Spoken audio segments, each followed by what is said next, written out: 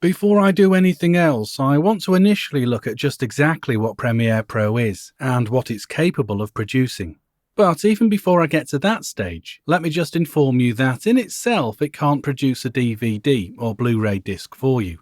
Now this might come as a surprise to you if you are upgrading from Premiere Pro CS6 or earlier, because in earlier versions you did get the option to link Premiere Pro to another Adobe program, Encore, that is designed to do just that, i.e. produce DVDs or Blu-ray discs. Well, with the Creative Cloud version, that integrated option has been removed. There is no new Creative Cloud version of Encore, so therefore obviously we can't link to it. Now that's not to say you can't use an older version of Encore CS6 for example, to create a DVD from your finished and rendered project. Of course you can still do that, but be aware there is no direct link from Premiere Pro Creative Cloud anymore. Also, Encore CS6 does not come as part of your Creative Cloud installation. You will have to get Premiere Pro CS6 or earlier to be able to access Encore CS6. Anyway, getting back to where we started with the question, what is Premiere Pro? Well, of course, the simple answer is video editing software. But really, the question should be what makes it so special, and how does it stand out from other video editing software, such as the cut-down or streamlined version, Premiere Elements? Well, one of its positives is it can work with a huge variety of video formats natively. Now, this wasn't always the case. And in fact, Premiere Elements was much more forgiving in that respect. However, now, Premiere Pro is just as happy working with iPhone footage as it is with high-end RED footage. Now, I've just opened up another question. What do I mean by bringing in the footage natively? Well, natively means the footage is imported and not initially adjusted. Yes, we can adjust it later if desired, but as the footage is imported at that point, well, no change to it takes place. Now, if you want to see what formats can be used natively, either go to Adobe's website and look at the Premiere Pro product page to see a list. Alternatively, if you select File and then New and then Sequence, you'll see within the Sequence Presets column all these options and native formats.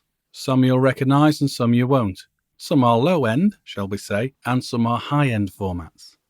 Anyway, another way of ascertaining what file formats you can import into a Premiere Pro project is by selecting the import dialog. And then you'll notice in this field that states all supported media. Once you select it, you'll get a list of what you can bring in. Okay, fairly impressive. Now, to be honest, I've never used all these formats, but at least they are available should I need to. And as you can probably see, this is a mixture of video, audio, and graphics types of file. Something else I think worth pointing out before we get started is the system requirements for Premiere Pro. Take a look at Adobe's site to see this list. It's worth checking your system will run the program prior to making a monthly Creative Cloud financial commitment. You'll see the Windows system requirements at the top, with Mac OS below. Notice also you can check to see if your graphics card is likely to work without problems. The Windows CUDA cards are at the top, and again followed by the Mac CUDA cards. There's also a comprehensive Windows OpenCL list, followed by a shorter Mac OpenCL list. Now, one of the things you might want to consider when evaluating Premiere Pro is whether your system can take full advantage of the Mercury playback engine, a technology that allows you to open and run Premiere Pro projects in a faster mode, then review and refine effects-heavy high-definition Premiere sequences in real time, without the need for rendering or re-rendering. My main video editing PC runs a qualifying CUDA card, so that's the system I run for pro jobs. However, for this VTC training course, I'll be creating most of the tutorials on my laptop, so I can't take advantage of this option. Nevertheless, as you'll see, Premiere Pro will still run. But should I start to make changes to my clips, then to be able to see this in real time, rendering will have to occur, slowing down the process a little. You'll be able to tell at a glance if your system can take advantage of the Mercury playback engine by creating a new project and looking at the video rendering and playback section of the new project dialog. If there's a box containing a renderer setting, you'll be able to choose the option. Maybe another more important aspect is whether your PC is 64-bit or not. You will need 64-bit to run either Premiere Pro or its sister program, Adobe's After Effects.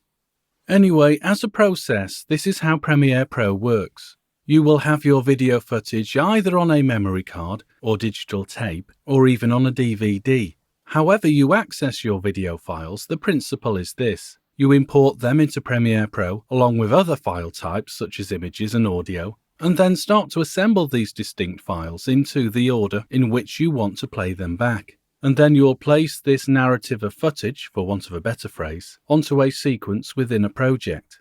The project can be seen to be the top level of your film, and within it will reside your video and audio and image assets, ready to be compiled into the correct order of playback on a sequence.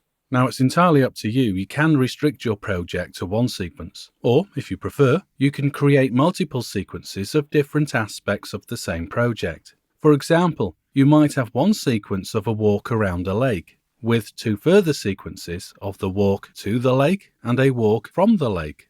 So by breaking this section of your film down into 3 distinct sequences, you can concentrate on what's important within shorter sections. I think the beauty of a program like Premiere Pro is that working with your assets once you have them imported will mean you are working with tapeless media. The advantage this brings is you can jump from one point to another within your footage without having to wind the tape forward or backwards. It's all digital, remember? Other advantages include being able to immediately use the footage without the need to transcode. We'll talk more about transcoding as we progress. Additionally, the image quality is retained throughout, unless of course you intentionally make it worse by adding certain types of filter. And you can, on the whole, mix different format types without problem. So to finish up for this tutorial, think of the non-linear editing that Premiere Pro allows as being like a program like Microsoft's Word, where you can jump to any position and work on sections before going to the start or the end. You don't have to work in a linear fashion when writing a story with Microsoft's Word. Well, I feel that's the same as working with Premiere Pro. You don't have to work in a linear fashion from start to finish to tell your story. Instead, you can work on sections in any order and then put it all together to create your finished story in film.